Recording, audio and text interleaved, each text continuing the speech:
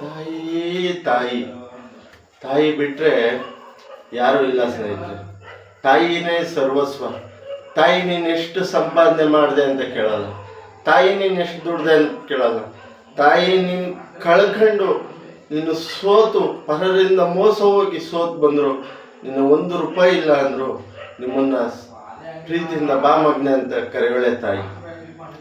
ಯಾಕೆ ಅಂದರೆ ಯಾವುದೇ ಒಂದು ನಿನ್ನ ಜೀವನದಲ್ಲಿ, ಯಾರ ಜೀವನದಲ್ಲಿ ಏನೇ ನಡೆದು ಒಂದು ಕಷ್ಟ ಅಂತ ಬಂದು ಕೊನೆ ತನಕ ನಿಲ್ಲೋದು ಭಗವಂತನು ಬಿಟ್ಟರೆ, ಭಗವಂತನ ರೂಪದಲ್ಲಿ ನಮ್ಮನ್ನು 9 ತಿಂಗಳು ಎತ್ತು ಹೊತ್ತು ಸಾಕಿರೋಂಥ ತಾಯಿ ಸ್ನೇಹಿತರೆ.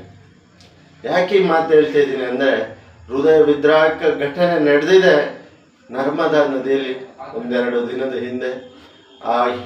ಈ ವಿಷಯನೂ ಮಾಡಬೇಕಾದದ್ದಲ್ಲ ವಿಡಿಯೋ, ಆದರೆ ಆ ಫೋಟೋ ಹಾಕಿದ್ದೀನಲ್ಲ ಅದು ಮನಸ್ಸಿಗೆ ಚುರು ಅನ್ನುತ್ತೆ. ಮಾತಾಡಬೇಕಾದ್ರೆ ನಡುಕ ಬರುತ್ತೆ ಬಾಯಲ್ಲಿ. ಯಾಕೆ ಅಂದರೆ 9 ಜನ ಅವರು ಕುಟುಂಬ ಸಮೇತ ಹೋಗಿರ್ತಾರೆ ಬೋಟಿಂಗಿಗೆ. ಮಾಮೂಲಿ ನಿಮಗೆ ನದಿಲಿ ಹೋಗೋದು, ಟೂರ್ ಬೋಟಿಂಗ್ಸ್ ಎಲ್ಲ ಗೊತ್ತಿರುತ್ತಲ್ಲ. ಆದರೆ ವಿಧಿಯ ದುಷ್ಟನವೋ ಏನೋ ಗೊತ್ತಿಲ್ಲ, ಭಗವಂತನ ಅವರು ನರ್ಮದಾ ನದಿಯಲ್ಲಿ ಅವ್ರು ಪ್ರಾಣ ತೆಗಿಬೇಕು ಅಂತಿರ್ತಾನೆ ಗೊತ್ತಿಲ್ಲ, 9 ಜನನು ಆಘಾತವಾಗಿ ಬೋಟಲ್ಲಿ ಮುಳುಗ್ತಾರೆ. ಬೋಟಲ್ಲಿ ಮುಳುಗೋದು ಆಯಿತು, ಮುಳುಗಿದ್ರು ಎಲ್ಲ. ಆದರೆ ಆ ಕಂದಮ್ಮ ಒಂದಿರುತ್ತೆ, ಆ ತಾಯಿ ಬಿಟ್ಟಿಲ್ಲ ನೋಡಿ. ತನ್ನ ಮಗನ ಸಾವಲ್ಲೂ ಏನೋ ಕಾಪಾಡೋಕ್ಕೆ ಟ್ರೈ ಮಾಡಿದ್ಲು ಆ ತಾಯಿ, ಏನೋ ಗೊತ್ತಿಲ್ಲ, ಹಿಂಗೆ ಹಬ್ಬಿದ್ದಾಳೆ. ಅವ್ರ ಬಾಡಿ ತೆಗಿಬೇಕಾರೆ ಆ ಮಗನು ಹಿಂಗೆ ಹಬ್ಬಿದ್ದಾಳೆ. ಆ ತಾಯಿ ಹಂಗೆ ಸಿಕ್ಕಿತ್ತು.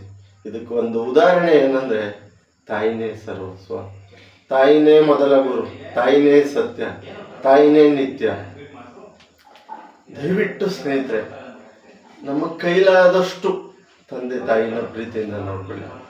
ಒಂದು ಸರಿ ಅವರು ನಮ್ಮ ಕೈಯಿಂದ ಬಿಟ್ಟೋದ್ರೆ ಮತ್ತೆ ಸಿಗಲ್ಲ ತಾಯಿ ಪ್ರೀತಿ. ಅವ್ರು ಯಾವುದೇ ಟೈಮಲ್ಲಿ ಫೋನ್ ಮಾಡಲಿ, ಯಾವುದೇ ಸ್ಥಿತಿಯಲ್ಲಿ ಇದ್ದಾಗ ಫೋನ್ ಮಾಡಲಿ, ಹಲೋ ಅನ್ನೋದ ಮರಿಬೇಡಿ. ತಂದೆ ತಾಯಿ ಬಿಟ್ಟರೆ ಯಾರೂ ಆಗಲ್ಲ ಸ್ನೇಹಿತರೆ.